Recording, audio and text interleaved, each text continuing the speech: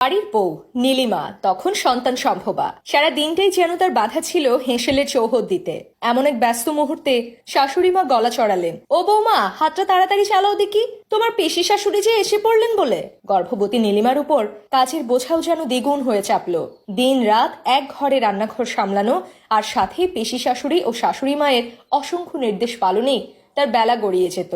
স্ত্রীর এই অবস্থা দেখে একদিন রোহান আর নীরব থাকতে পারলেন না। মাও পিসিকে বললেন, আচ্ছা পিসি, আর তুমি মা, তোমরাও তো কিছু কাজ ভাগ করে নিতে পারো। নীলিমা যে গর্ভবতী এটা তো তোমরা জানো। দিন শেষে ওর অবস্থা দেখেও কি তোমাদের মায়া হয় না? কথাটা কানে যেতেই পিসি শাশুড়ি খোঁচা দিয়ে উঠলেন, ও মা, এখনই যে বড় বউয়ের আঁচল ধরা হয়ে গেলি? আমাদের আমলেও তো 4-5টা করে সন্তান সামলেছি, কই এমন আরাম তো জোটেনি কপালে। বউয়ের জন্য এতই যদি মায়া কান্না, তবে জানা বাপের বাড়ি রেখে আয়। এই সংসারে থাকতে হলে গতর খাটিয়েই থাকতে হবে, গর্ভবতী বলে তো আর 7 খুন মাফ নয়। রোহান বুঝলেন এদের সাথে কথা বাড়িয়ে লাভ নেই। পরদিন ভোর হতেই তিনি নিজের স্ত্রীর সাথে রান্নাঘরের কাজে লেগে পড়লেন।